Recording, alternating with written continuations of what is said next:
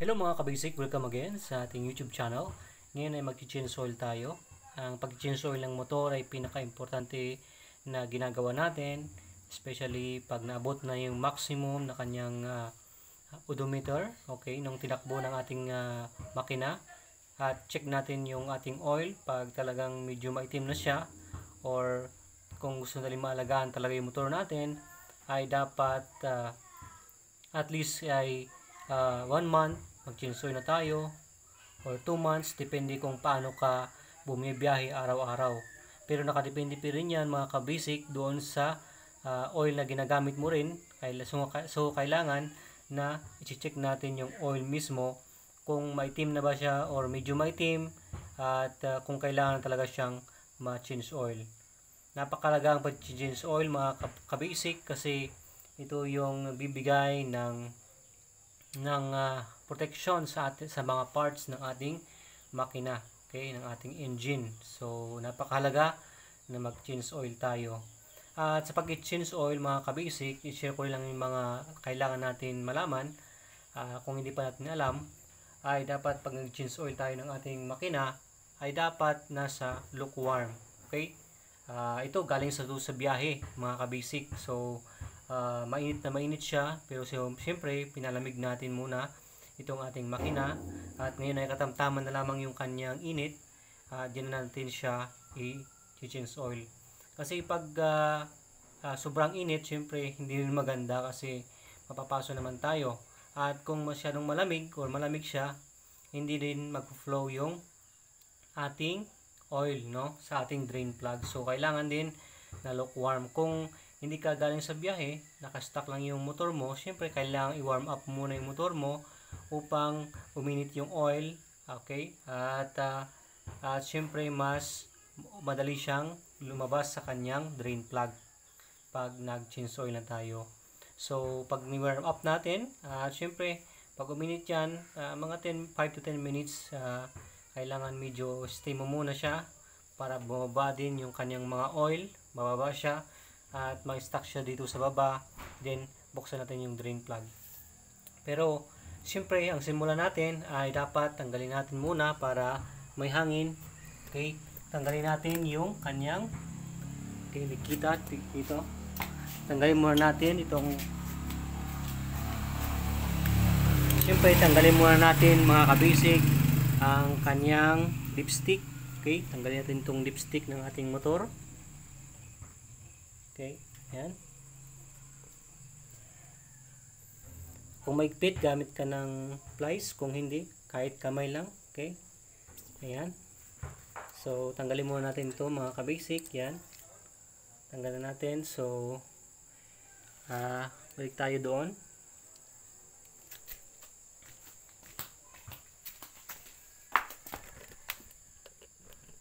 Ayan. So dapat meron tayong dito, mayroon tayong basahan, pagpunasan, okay. Meron tayong rugs at meron tayong kaldero. Alright, yan ang gagamitin natin, yung kaldero na sira naman na. Okay, so yan ang ating paglagyan ng ating oil. Okay, meron tayong dapat paglagyan. And then syempre ang unahin natin mga ka-basic ay yung kanyang drain plug. Right, ito ba? Yung drain plug ng ating motor.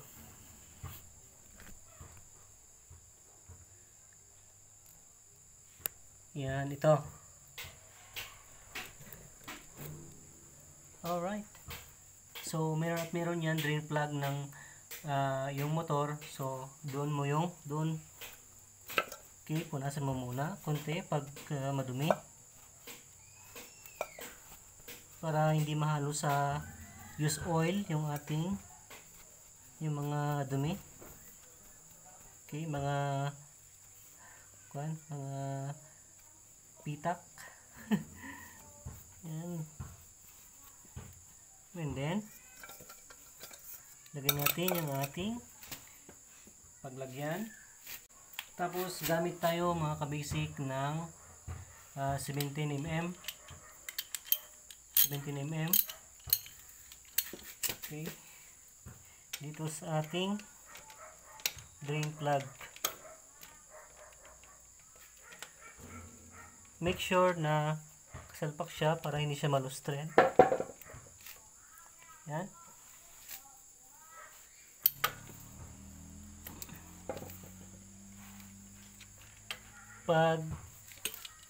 Pag na tanggal natin, okay, ay pag na loose na natin yung ating drain plug, syempre gamitin lang natin ng kamay, okay.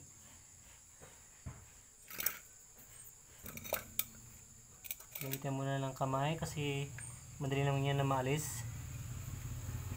At dapat huwag matapon yung ating drain plug sa ating basin, sa ating paglagyan. Dapat quick lang tayo. Mas maganda nga na na may gloves ka, okay? So tanggalin natin. Yun. Okay. So makita natin yung ating oil, medyo okay pa naman, hindi pa naman siya masyadong black, pero okay na yan. Kailangan natin mag-change oil kasi naka 1,000 plus kilometer na siya, okay? Kasi bago tong service na ito, no?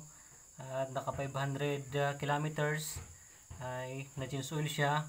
Ito na yung pangalawa niyang ma-change oilan, pangalawang beses na to. So 1,000 kilometers. So yan, nadali na natin. Keep natin tong plug niya, drain plug. Ito rin check, mga ka-basic, i-check natin tong drain plug, okay, kung okay pa ba yung kanyang washer. Ito, pag okay pa naman, kapag hindi na, magpapalit ka ng washer pag hindi na siya okay. Alright, yan. Pero okay pa naman yung ating drain plug, especially bago pa naman yung ating motor. So ayan lang natin ganyan mga ka-basic mag-drain. At mga ka-basic, okay, dapat pala mga ka-basic, hindi maliwanag yan. Dapat mga ka-basic, ito kasi yung isa, hindi ito yung drain plug ng ating motor. Ito yung oil filter niya. So dapat check din to mamaya, check natin mamaya yan. Pero unang-una yan, drain plug natin. So ayan natin bumuhos yung oil, ma-drain siya, okay. And then saka natin din tatanggalin mamaya ito, kanyang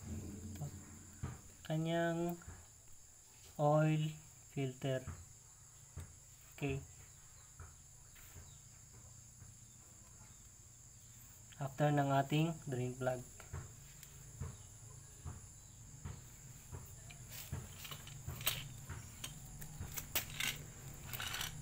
So ayan, konti na lang lumalabas dito sa kanyang drain plug. Pwede natin tanggalin na rin yung ating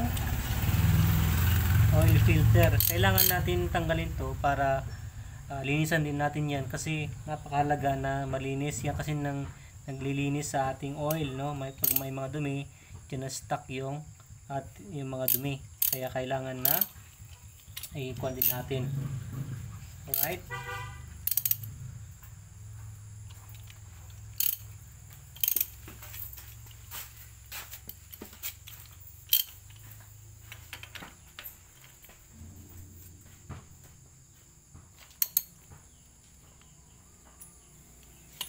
okay, yan.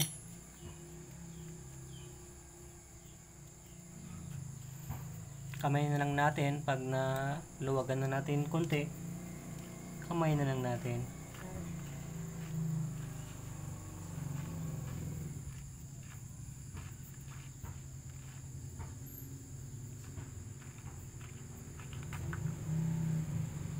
Alright, so syempre meron niyang oil seal, okay, o-ring, may o-ring yan, saka may syempre itong kanyang spring.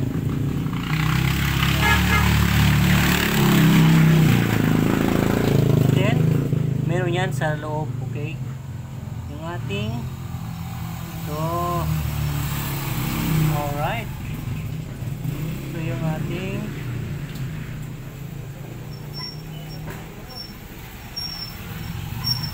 oil filter.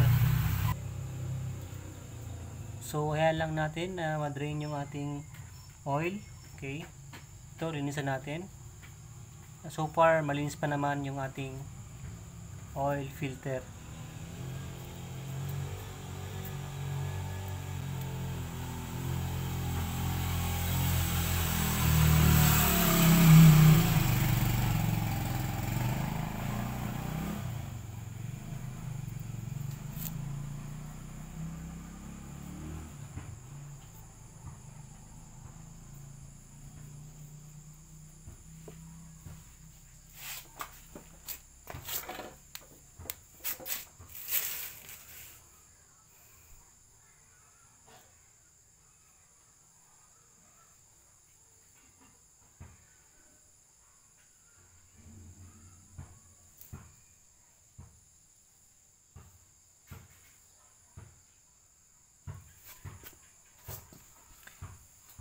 Sa mga naguguluhan mga kabisik kung paano ba ito ilalagay, no?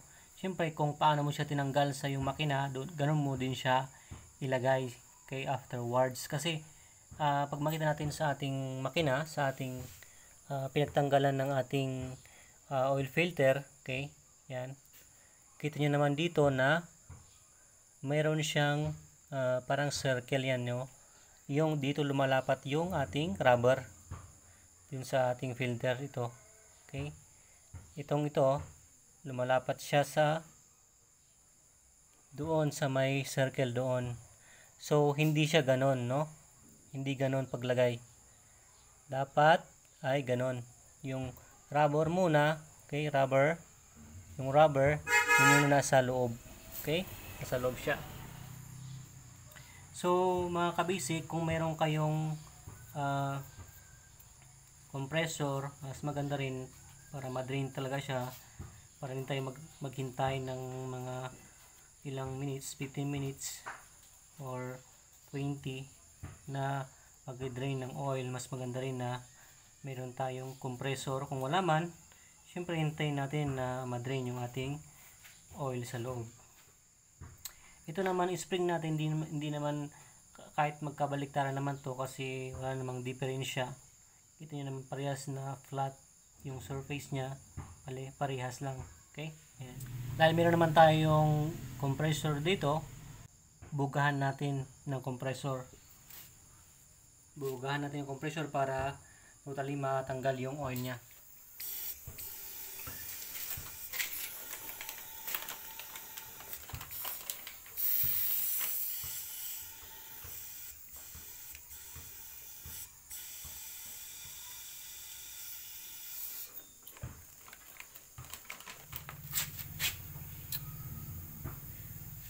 Okay, kung wala nang oil na lumalabas, mga kabasic, punasan na natin yung ating drain plug. Yan kabasic, tapos na yung ating pag-drain ng ating oil. Ilagay na natin itong kanyang oil filter. Unang-una dyan, pasok natin dyan. Okay, itong spring nya. Spring. Para itulak niya yung ating oil filter.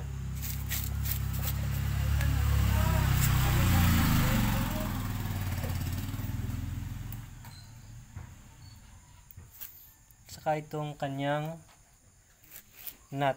Okay.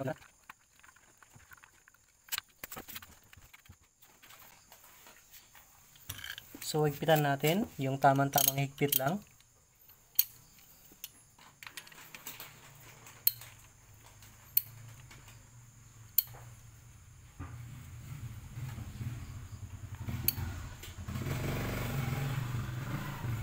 Alright. Then, yung kanyang drain plug, lagyan na natin.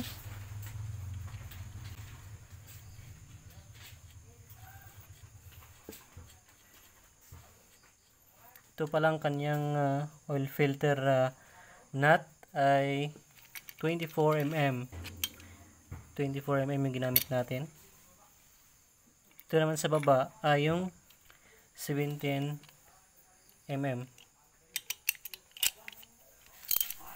Tamang higpit lang din sa kanyang nut, sa drain plug nut.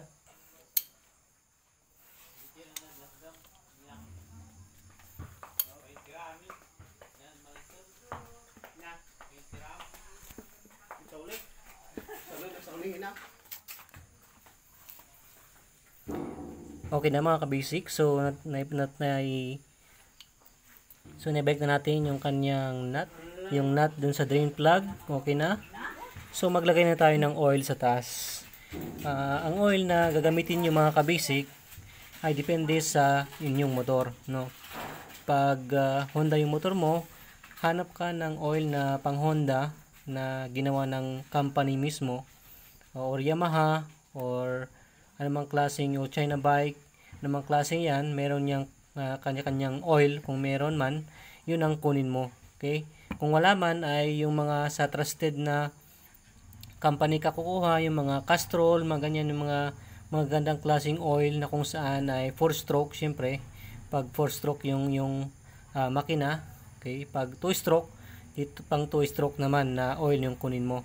But anyway, mahalaga dyan, ay hindi tayo magtipid sa oil natin. Wag yung mumurahin na oil kasi baka mumurahin mo din yung result, okay, ng pag-change oil mo. So dapat magandang oil na gamitin mo para tatagal ang iyong makina. Magandang oil dapat. So let's go, maglagay na tayo ng oil ng ating motor.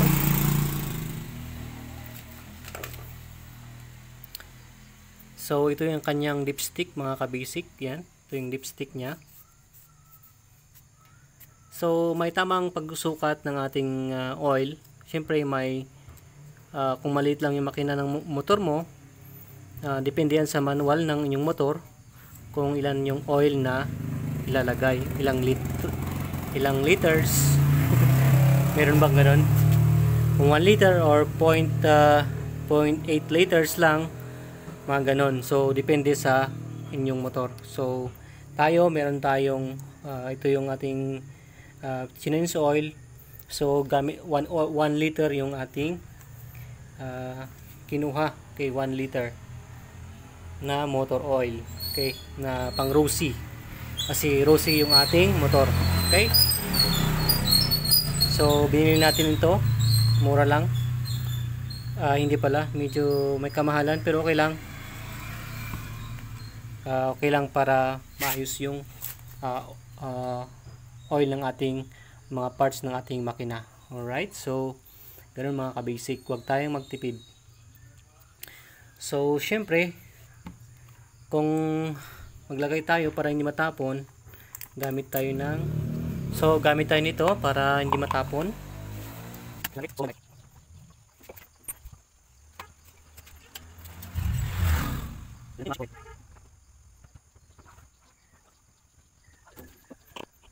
So, sa pag-check mga kabasic ng ating oil, okay, alam naman natin mga kabasic na focus natin. Ito yung maximum level ng ating oil. Ito yung minimum niya. So, dapat yung ating oil dito, okay. At pag nagsukat tayo mga kabasic ng ating oil, dapat mga kabasic, wag nating i-thread ito, no? Wag mong i-thread yung thread ng ating dipstick sa makina, sa ating engine. Dapat itulak mo lang, no? Ay push mo lang ng ganyan and then sukatin mo na. Okay, ganon. So ngayon, makita natin sa ating oil na kulang pa ng konti, okay? So tamang-tama lang yung 1 liter na sa ating 1 liter yung sa ating motor.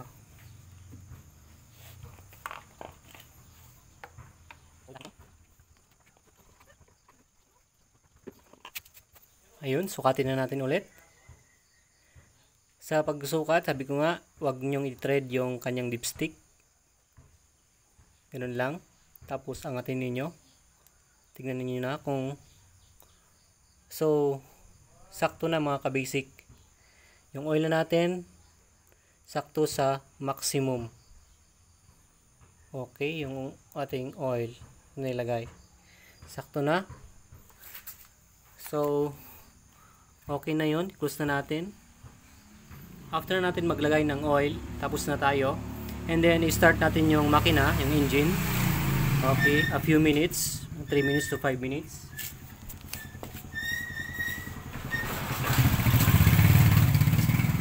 Yan, start na natin yung ating engine para mag-circulate yung oil. Okay, at then pwede natin gamitin na. Ganun lang kasimple mga ka-basic ang mag-change oil. I hope na mayroon tayong natutunan sa ating vlog. So please subscribe sa ating YouTube channel, Motorcycle Basic Mechanic. And thanks for watching. God bless everyone.